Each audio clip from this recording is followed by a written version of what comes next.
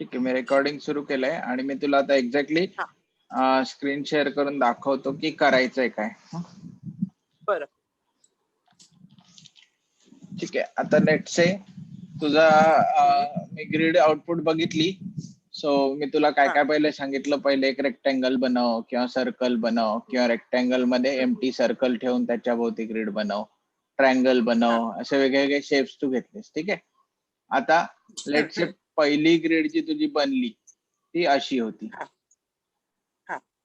Simple. नंतर मग same rectangle साठी you have another solution where you have grid like this. ठीक आहे, something like that. I don't know किती प्रकारे तू ग्रिड क्रिएट करू शकतोस, पण each one of them is one solution. Solution 1, solution 2, solution 3 वगैरे वगैरे. आता डीप लर्निंगचा याच्यात कुठे उपयोग पडतो की you have some certain number of solutions. Let's say there are n possible solutions. I don't know, you can start with n equal to 2 also, or n equal to 15 or 500 also, it doesn't matter. But there are multiple solutions possible, and now deep learning will determine which one is better for you. So for that we need a ground truth. तर याच्यासाठी मी तुला काय म्हटलं की get any one computation done on this rectangle. Let's say you were computing the force applied or flow rate through this rectangular cross section. Something like that. Anything you can solve for. आणि then you say की यानी flow rate, actual flow rate जो आहे तो यायला पाहिजे as per theory, तो late से आला 17 ml per hour, जे काय असेल ते. आणि ग्रीड 1 म्हणून सॉल्व्ह केला तर त्यांनी आला 16.98. थिअरॉटिकल, नॉट मॅथमॅटिकल ना, actual as per grid calculation. आणि जर का मी यांनी सॉल्व्ह केला तर माझा ग्रिड प्रोफाईल नुसार आला लेट से 16.25. ठीक आहे, तर अशी एक क्वांटिटी आपल्याला पाहिजे. आणि मग आपण डीप लर्निंगला काय सांगणार की this is the ground truth, this is the value we are getting with these two configuration. Now you decide your weights and biases such that you will find out the best grid for each of the solution. Right. ठीक आहे, म्हणजे हे grid configuration parameters जे असतील, I don't know he grid कशाने बनते तुझी, त्याचे काही कॉन्फिगरेशन पॅरामीटर्स असतील, ते तुझ्या डीप लर्निंग नेटवर्क साठी जाणार इनपुट म्हणून. राईट. आणि आउटपुटला काय जाणार, सध्या सुपरवाइज लर्निंग मध्ये तू मॅन्युअली सांगणार की 17 - 16.98 is the error. This is during the training phase. ठीक आहे, आणि त्याच्यानंतर आपण टेस्ट फेज मध्ये त्याला सांगणार नाही, and it will actually choose the correct geometry for us. बरोबर. So आपला फायनल एम काय आहे की given a figure diagram like this, can we find the optimal geometry using deep learning? That is the policy we are trying to answer, and this is the entire methodology for that policy. Is this thing very clear to you? हो, very clear. आता मला एक छोटस network बनव ज्याच्यात 2 solution ठेव फक्त, just to see your ability to work with deep learning. ठीक आहे, तर त्याच्यातून बाकी सगळे पॅरामीटर सेम ठेव, फक्त ग्रिड साईज किंवा रेक्टँग्युलर साईज किंवा जो काय असेल ते 2 ठेव. म्हणजे बाहेरचा रेक्टँगल नाही. I am not saying modify geometry, keep the geometry same. I should see 2 grids. जे तुझ्या केसमध्ये मी सर्कलच्या याच्यात थोडंसं अनुभवलं की तू थोडंसं काहीतरी अँग्युलर चेंज केलायस, त्यामुळे तुझे ट्रायंगल वेगळ्या ओरिएंटेशनला झालेत वगैरे, असं सगळं बघितलं मी. सो ते का बदलतात अँगल, ते जे काय पॅरामीटर असतील, that becomes my input feature vector for the network. Then you solve that network using FEM. Okay. आता you can solve FEM on MATLAB itself, or you can take that configuration to another solver and solve it there. It's up to you. ANSYS आणि COMSOL ही 2 software त्याच्यासाठी आम्ही वापरतो. MATLABच्या दोन्हीशी व्यवस्थित support आहे, इथली grid तिथे सहज ट्रान्सफर होते. So if you want to go with those, that is also fine. Okay. How to install this software, त्याचा एक व्हिडिओ आहे माझ्या चॅनलवर, तो पाहिजे तर बघून घे. कॉम्सोल किंवा एनसिस दोन्हीची लायसन्स कॉपी तुझ्याकडे नसेल. माझ्याकडे कॉम्सोलचं परचेस अ, लायसन्स आहे 25 लाखाचं आणि एनसिसचं अच्छा. नाहीये, पण ते फ्री आहे माझ्या मते, त्यामुळे तो काही इश्यू नाही एवढा.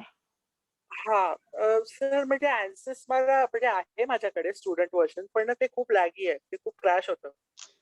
तर मी हो, सर पण आपल्याला कॉन्सोलच फक्त ट्राय करतो. 2च इक्वेशन सोडवायचे आहेत ना, एवढं काय त्याच्यात लॅगी असण्याचा संबंध. म्हणजे खूप काही नाही सर कॉम्पिटिशन नाहीये. हा नाही ते तर आहे, पण कारण सर त्या दिवशी नुसतं एखादा सिलेंडर मेश करायचा होता, तर तेव्हाही तो क्रॅश होत होता. बरं ठीक आहे. 2020. This is not even 3D geometry. This is just a 2D geometry on हो the paper, correct?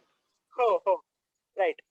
आणि ऍक्च्युली ना सर नंतर मग मला आपण ते पॅरामीटर जे आहेत ते आता हे हम्म, क्लासिफिकेशन मोड मध्ये आहे डीप लर्निंग, त्याला नंतर आपण हा हा रिग्रेशन मोड मध्ये घेऊन जाणार आणि तुझी मेश पण हा ते स्वतःच ड्रॉ करून देणार.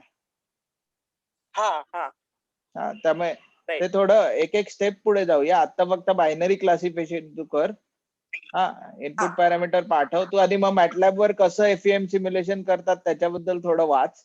माझ्या मते मी हा मागे एकदा मॅटलॅब वर एक असा बॉल पाण्यातनं वाहतोय आणि मध्ये त्याच्या एक ऑब्स्टॅकल आल्यावर तो कसा डिफॉर्म होऊन जाईल असा काहीतरी कोड हा लिहिलेला. तर बघतो मी तो हो कोड हो माझ्या आहे का, म्हणजे तुला ते सगळं अच्छा समजेल. ओके. कारण ना सर मी फायनाईट व्हॉल्यूम मेथडनी हा, एक मास डिफ्युजनचा कोड लिहित होतो मॅटलॅब चालेल वर. ना. मग काय प्रॉब्लेम हा नाही. सी, मी हा फ्लोरेट फक्त एक एक्झाम्पल दिलं कारण ते मला येतं.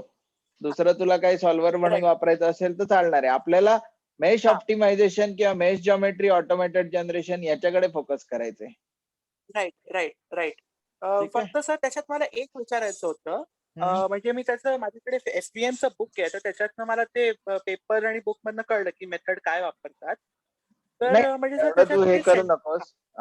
FM simulation for MATLAB dummy जसं काहीतरी बुक आहे, त्याच्यात सगळं आहे. हा हा त्याच्यात हा लाईन बाय लाईन कोड्स पण आहेत. म्हणजे तसं तुला हा मॅथमॅटिकल इक्वेशनच लिहायचं असतं. It's very easy. हो हो हा. फक्त म्हणजे ते, मी कारण नावियर स्टोक्स सॉल्व्हर बनवलाय मॅटलॅबवर. अरे वा, तर हा मग तेच आहे. आणखी काय आहे? हो हो. नाही सर त्याच्यात ना जरा जॉमेट्री त्रास देते, कारण का त्याच्यात सगळं सेंट्रॉइड्स वर आहे ना, तर ते मॅपिंग तो लोकल मॅट्रिक्स ते मॅट्रिक्स पॉप्युलेट करणं मला जरा एक पॉइंट वर डाऊट होता. मग तू, म्हणजे ते काय एवढं कठीण नाहीये. आयडियली जॉमेट्री मॅपिंगला मी तरी असं करतो की एक कुठला तरी पॉइंट 0,0 घेतो आणि मग कार्टिशियन कोऑर्डिनेट सिस्टीम नुसार प्रत्येक पॉइंटला मॅप करून घेतो आणि मग ते व्हॅल्यूज हा त्याच्यात पुट अप करतो. हा म्हणजे सर ह्याच्यात काय आता माझ्याकडे ते कोऑर्डिनेट्स आहेत, पण म्हणजे आता जो मेशचे जे एजेस आहेत, हा, त्या सॉर्ट ऑफ परत बार्स काढाव्या ऑफ लागतील इंटरेस्ट. तुला. हो हो, नाही ते तसं हा करावं लागेल. मेश ड्रॉ हा झाल्यानंतर तुला पुन्हा कोऑर्डिनेट काढावे लागतात. हा तर ते आहेत. तर काय म्हणजे त्याच्यात थिअरी ही आहे की every edge in the mesh shares two centroids. Hmm. तर त्यामुळे मी काय केलं, मी एक असं फुल मॅपिंग क्रिएट केलं ज्याच्यात फॉर एव्हरी बार कोऑर्डिनेट म्हणजे बारचा तो डेलॉने फंक्शन वापरून इंडायसेस काढतो मॅटलॅब. ओके. तर तर ते मी ते इंडायसेस ना I group them into bars. तर for every bar there are two centroid coordinates except for ones which are on the boundary. Okay. Okay. हा तर ते बाउंड्रीवरचे जे बार्स आहेत, तर ते बाउंड्रीवरचे बार्स तर मी म्हणजे तो निग्लेक्ट कर, एक्स्ट्रीम जो सर्कल. निग्लेक्ट करते. हा हा, इट्स ओके. हा तर ते यू सेंट्रॉइड कॅन वरचा जस्ट जो पार्ट आहे. बाउंड्रीला हा बाउंड्री कंडिशन जे आहेत ना, you can just neglect. You can assume them 0 for this particular case. कारण our objective is not that. Our objective is to train the network. Right right. So म्हणजे ते थोडं तिथे अडकत होतं जरा तिथे ते मी logic clear. Generally boundary condition no slip देतो आणि सरळ 0 टाकून देतो व्हॅल्यू. हो हो. कारण सर मी लिट ड्रिव्हन कॅव्हिटी फ्लोचं केलं होतं. आणि ते म्हणजे काय की ते it was over a simple rectangular domain. हे जरा सर्क्युलर आणि ते ट्रायंग्युलर मेश आहे, तर त्याच्यात थोडं हे होत मग होतं. तू कर ना रेक्टँग्युलर डोमेनला, मी कुठे नाही म्हटलं.